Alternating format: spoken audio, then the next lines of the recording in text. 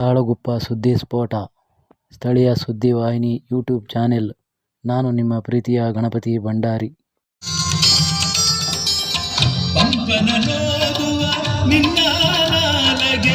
ಕನ್ನಡವೇ ಸತ್ಯ. ಕುಮಾರವ್ಯಾಸನ ಪತಿಯರು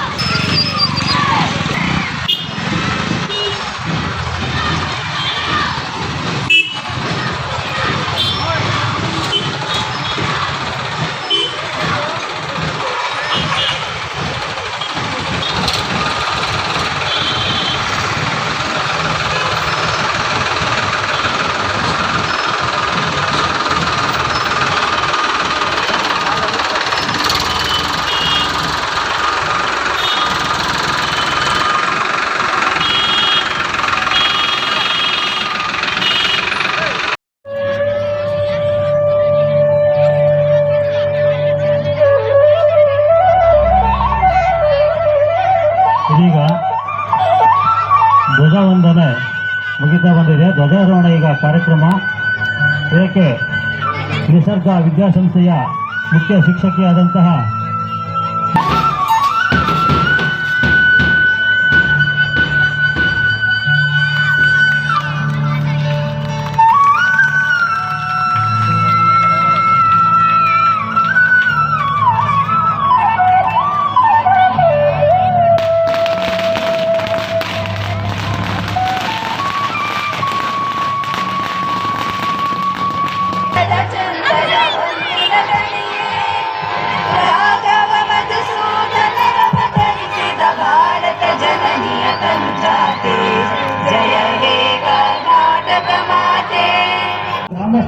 ಶಾಲಾ ಮುದ್ದು ಮಕ್ಕಳು ಈ ಒಂದು ವೇದಿಕೆಗೆ ಆಗಮಿಸಿರುತ್ತಾರೆ.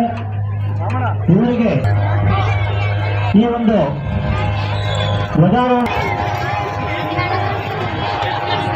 ವಿದ್ಯಾಭ್ಯಾಸವನ್ನ ನೀಡ್ತಾ ಬಂದಿದ್ದಾರೆ. ಪುಷ್ಪಾ ಹಸಳ್ಳಿ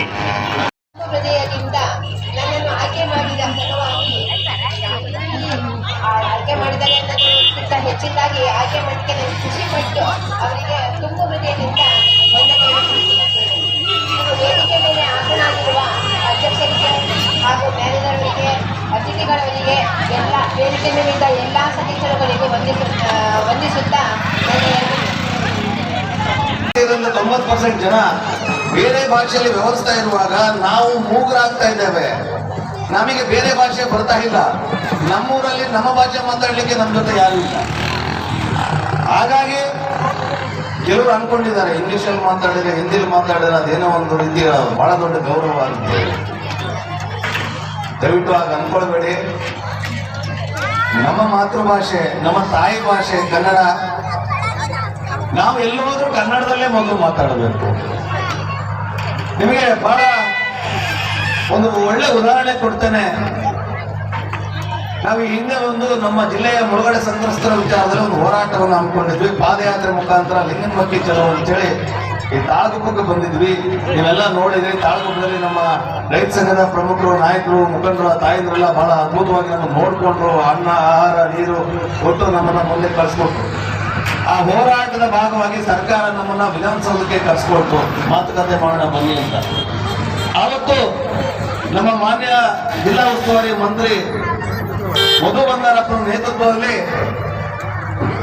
ನಮ್ಮ ಸರ್ಕಾರದ ಮುಖ್ಯ ಕಾರ್ಯದರ್ಶಿಗಳು ಶಾಲಿನಿ ರಜನೀಶ್ ಅವರ ಸಮ್ಮುಖದಲ್ಲಿ ಸಭೆ ಆರಂಭ ಆದಾಗ ನಮ್ಮ ಅಹವಾಲನ್ನ ಕೇಳ್ತಾರೆ. ಮೊದಲು ನಮ್ಮ ಸಮಸ್ಯೆಯನ್ನ ಕೇಳ್ತಾರೆ. ಅದಕ್ಕೆ ಉತ್ತರವನ್ನ ಕೊಡೋ ಸಂದರ್ಭದಲ್ಲಿ ಸರ್ಕಾರದ ಕಡೆಯಿಂದ ಯಾವ್ಯಾವ ನಿರ್ಧಾರಗಳಾಗಿದೆ ಅಂತೇಳಿ ಬೇರೆ ಬೇರೆ ಇಲಾಖೆಯ ಪುರುಷ ಅಧಿಕಾರಿಗಳನ್ನ ತಾಯಿ ಪ್ರಶ್ನೆ ಮಾಡ್ತಾರೆ. ಆ ಪುರುಷ ಅಧಿಕಾರಿಗಳು ಅಂದ್ರೆ ಕೆಲವು ಇಲಾಖೆಯ ಸೆಕ್ರೆಟರಿಗಳು ಅವರು ಇಂಗ್ಲಿಷ್ನಲ್ಲಿ ಉತ್ತರ ಕೊಡ್ಲಿಕ್ಕೆ ಬಂದಾಗ ಆ ತಾಯಿ ನಮ್ಮ ರಾಜ್ಯದ ಮುಖ್ಯ ಕಾರ್ಯದರ್ಶಿಗಳು, ಸರ್ಕಾರದ ಮುಖ್ಯ ಕಾರ್ಯದರ್ಶಿಗಳು ಇಂಗ್ಲಿಷ್ನಲ್ಲಿ ಮಾತಾಡಬೇಡಿ, ಕನ್ನಡದಲ್ಲೇ ಹೇಳಿ. ಅದು ನಮಗೆ ಹೆಮ್ಮೆ. ಯಾಕೆ ಹೇಳಿದ್ರು ಅವರು? ಹಾಗಾದ್ರೆ ಶಾಲಿನಿ ರಜನೀಶ್ಗೆ ಇಂಗ್ಲಿಷ್ ಅರ್ಥ ಆಗಲ್ವೇ? ಅರ್ಥ ಆಗತ್ತೆ. ಸಮಸ್ಯೆ ಹೊತ್ತು ಬಂದಿರ್ತಕ್ಕಂಥ ರೈತರು ಎಲ್ರಿಗೂ ಇಂಗ್ಲಿಷ್ ಬರೋದಿಲ್ಲ ಅನ್ನೋದು ಕಾಳಜಿ ತಾಯಿ. ಹಾಗಾಗಿ ನಾವು ಸಣ್ಣ ಪುಟ್ಟ ಜವಾಬ್ದಾರಿಗಳು ಸಿಕ್ಕಿದ ತಕ್ಷಣ ನಮ್ಮನ್ನು ನಾವು ಮರಿತೇವೆ. ಸಣ್ಣ ಸಣ್ಣ ಅಧಿಕಾರ ಸಿಕ್ಕಿದ ತಕ್ಷಣ ನಾವು ನಮ್ಮನ್ನು ಮರಿತೇವೆ. ನಮ್ಮವ್ರ ಮೇಲೆನೆ ನಾವು ದಬ್ಬಾಳಿಕೆಗಳನ್ನ ಮಾಡ್ತೇವೆ. ನಿಲ್ಲಬೇಕದು. ಮೊದಲು ಕರ್ನಾಟಕ ರಕ್ಷಣೆ ಅನ್ನೋದಕ್ಕಿಂತ ಮೊದಲು ನಮ್ಮೂರನ್ನ ನಾವು ರಕ್ಷಣೆ ಮಾಡ್ಕೊಳ್ಬೇಕು. ನಾವು ಹಣವಂತರ ಪರವಾಗಿಯೋ ನಾವು ಅಧಿಕಾರಸ್ಥರ ಪರವಾಗಿಯೋ ನಿಲ್ಲದೆ ನಮ್ಮವರ ಪರವಾಗಿ ನಿಲ್ಲಬೇಕು. ಇವತ್ತು ಈ ರಸ್ತೆ ಅಗಲೀಕರಣ ಮಾಡ್ತಾರೆ ಅಂತ ಬಂದಾಗ ಈ ಅಕ್ಕಪಕ್ಕದಲ್ಲಿ ಹಲವಾರು ಜನ ಜೀವನ ಕಟ್ಕೊಂಡಿದ್ದಾರೆ. ಅವ್ರ ಅಂಗಡಿಗಳು ತೆರವಾಗುತ್ತೆ ಅನ್ನೋದು ಬಂದಾಗ ಅವ್ರಿಗಿಂತ ಮುಂಚೆ ನಮಗೆ ಅನ್ಸ್ಬೇಕು ಅವರ ಮುಂದಿನ ಹೊಟ್ಟೆಪಾಡು ಹೇಗೆ ಅಂತೇಳಿ.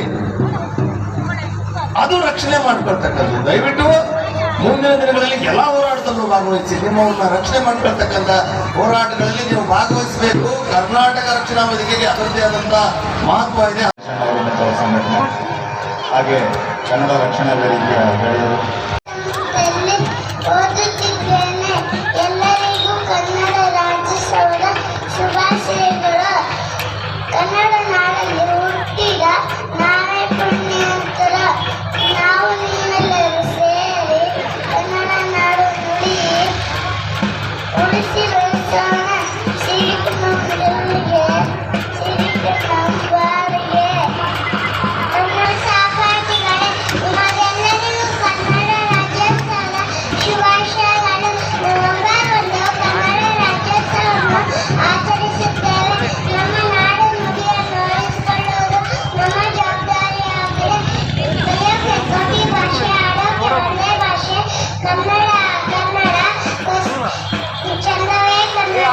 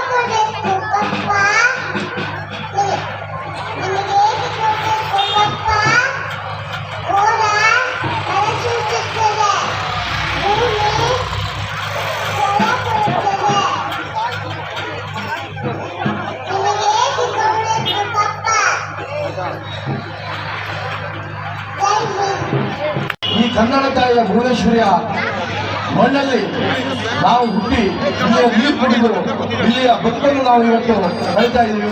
ಹಾಗಾಗಿ ಗಡಿ ವಿಚಾರಕ್ಕೆ, ನಾಡಿನ ವಿಚಾರಕ್ಕೆ, ಭಾಷೆ ವಿಚಾರಕ್ಕೆ ಬಂದಾಗ ರಕ್ಷಣಾ ವೇದಿಕೆ ಅಂತ ಹೇಳಲ್ಲ, ಪ್ರತಿಯೊಬ್ಬ ಕನ್ನಡಿಗರು ಈ ತಾಯಿಯ ಸೇವೆಗೆ ನಿಲ್ಲಬೇಕಾಗುತ್ತೆ. ಹಾಗಾಗಿ ಮುಂದಿನ ದಿವಸಗಳಲ್ಲಿ ರಕ್ಷಣೆ ಮಾಡೋಕ್ಕಾಗಲ್ಲ. ನಿಮ್ಮೆಲ್ಲರ ಸಹಕಾರ, ನಿಮ್ಮೆಲ್ಲರ ಬೆಂಬಲ ಹೋರಾಟವನ್ನು ಮಾಡಬಹುದು. ಹಾಗೆ ನಮ್ಮ ತಾಲೂಕಿನ ಸಮಸ್ತ ಎಲ್ಲ ನಾಗರಿಕ ಬಂಧುವರು ಹಾಗೂ ಎಲ್ಲ ಅಂಗಡಿ ಮುಂಗಟ್ಟವರು ಈ ಕಾರ್ಯಕ್ರಮಕ್ಕೆ